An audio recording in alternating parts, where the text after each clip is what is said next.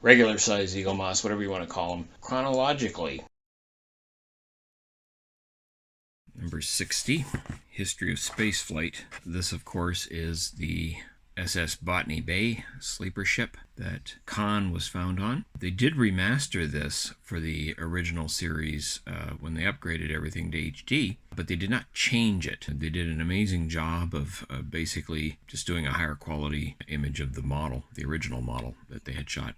And what is interesting about this is, although I've never seen any drawings confirming this, I strongly suspect that there's space for 3 more cargo pods, so that this is actually intended to go all the way around. It looks like they connect, so I strongly suspect that if we were to see a brand new version of this as it was originally designed, it would have 3 more and go all the way around like that. That's just looking at it. And I mean, it's funny because even the magazine that came with this didn't imply that that was possible. The lines are clear, so I think it was. I think that's how it's supposed to be.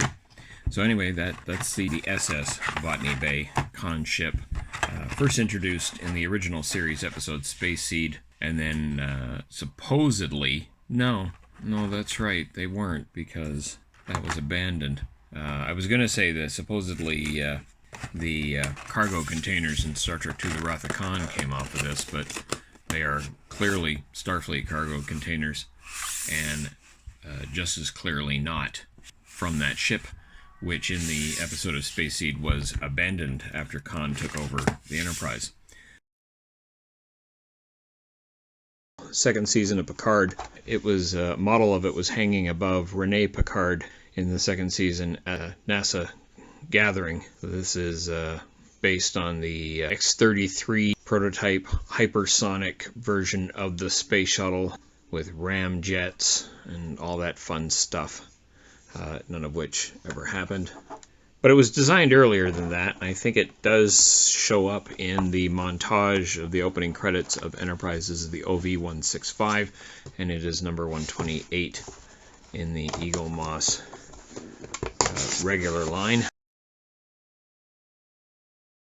And then we have from Star Trek Generations and the opening montage of Enterprise, Zephyr Cochrane's warp ship, the Phoenix, launched from Bozeman, Montana. There's no movement or hinges on this. The Phoenix, not just the Phoenix, the Phoenix. So that is number 64.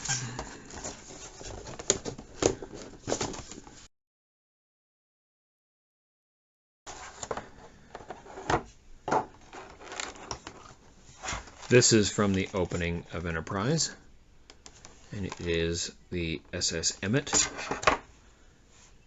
a warp delta ship, earlier than the one that I will open up, actually marked as the warp delta, but again 124.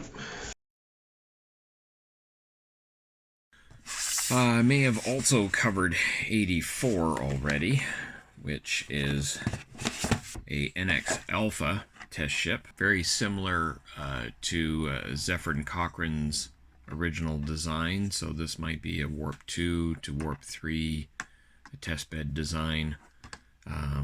By comparison, Kirk's Enterprise in the original series was capable of Warp 8 in emergency, Warp 6 as a standard cruising speed.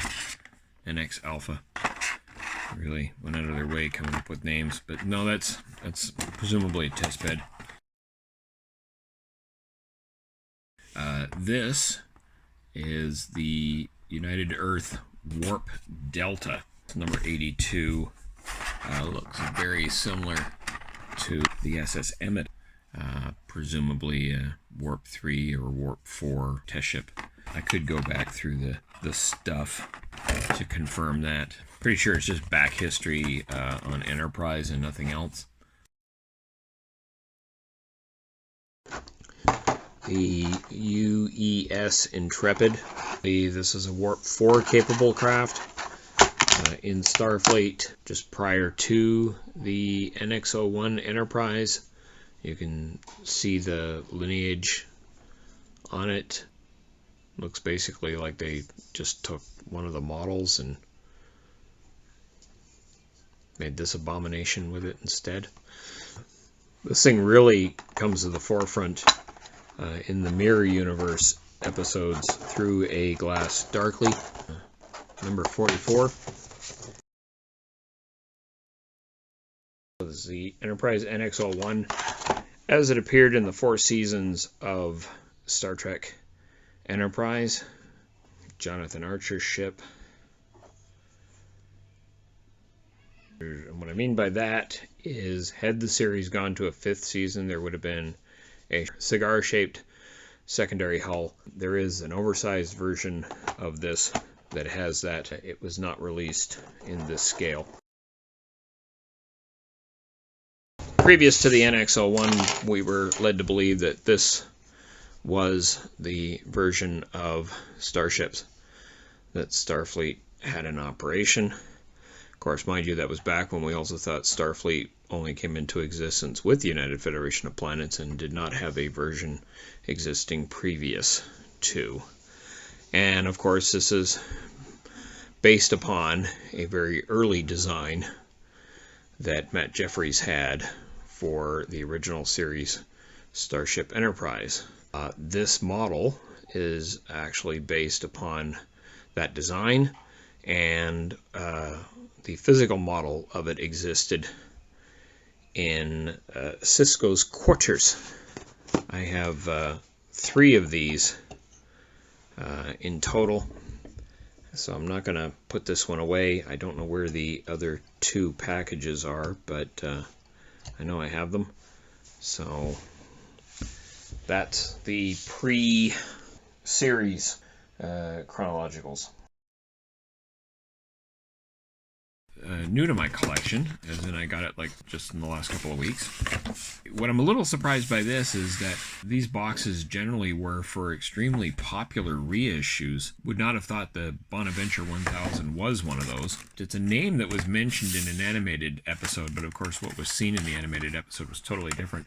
This actually comes from the Star Trek Ships of the Line calendar. It was designed to effectively be a midway point between Archer's NX-01 and Kirk's Constitution class. So in the case of Archer's NX-01, you would see the deflector dish at the front there, bridge on the top, saucer. There were 2 bulbous lines coming down on 2 separate tracks with no continuation of the hull in the middle, a connecting bar, and then the 2 warp engines. This is more like the through line of the TOS era secondary hull, but not as a separate hull. Otherwise, it is reminiscent of Kirk's Enterprise.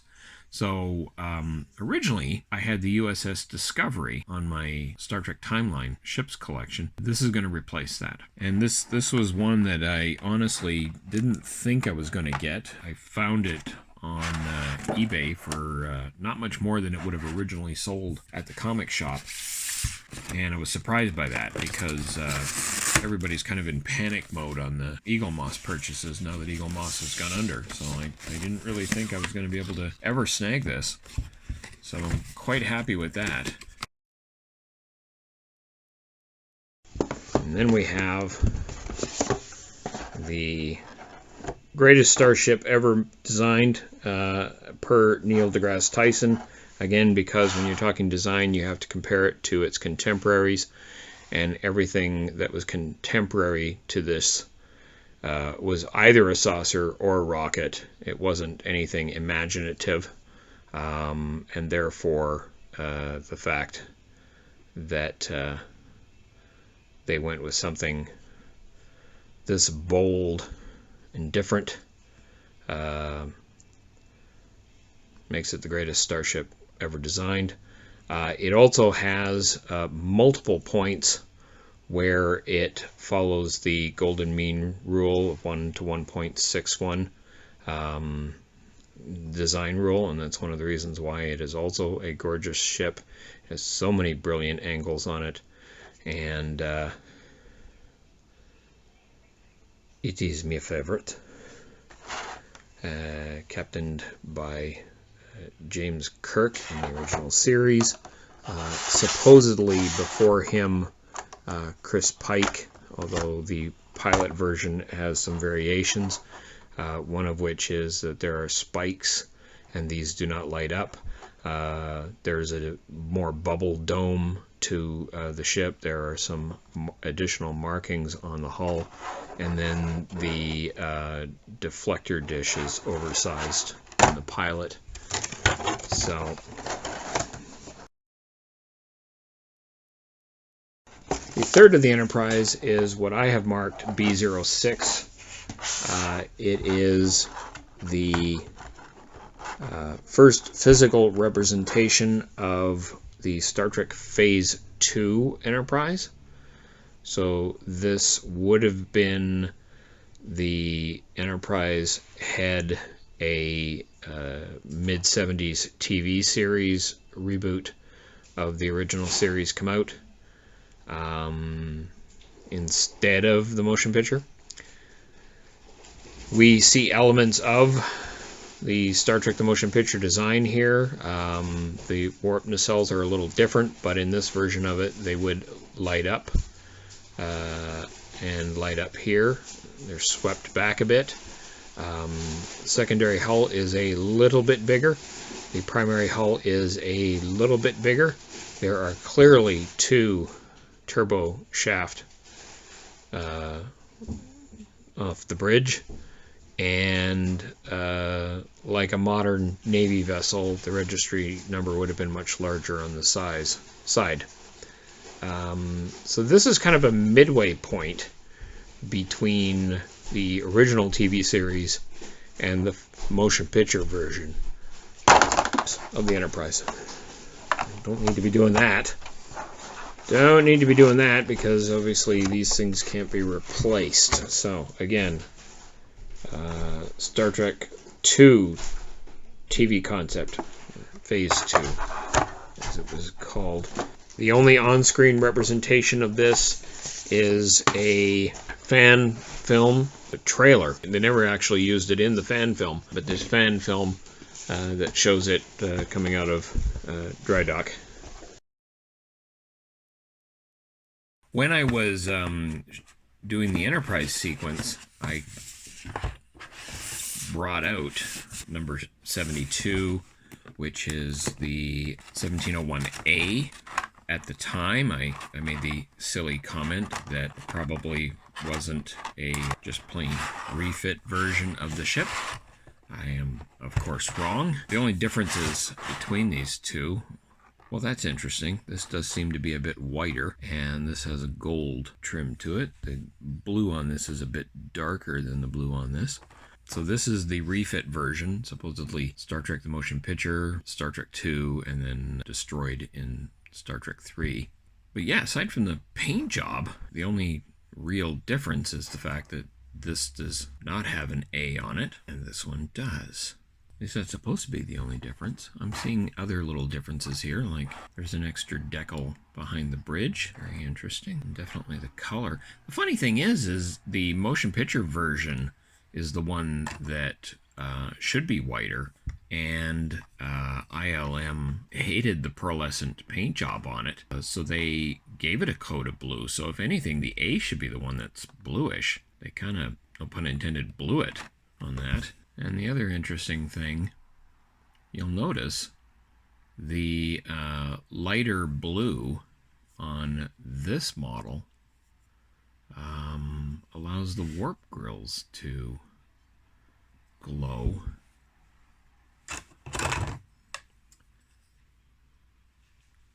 These do not. Look at that. Hardly any light making it through there at all. Whereas that looks lit up. That's very interesting. So in some respects, much better choice on this one than this one. particularly on the materials, plastics. Very interesting. This is the Canadian one because it has an A on it.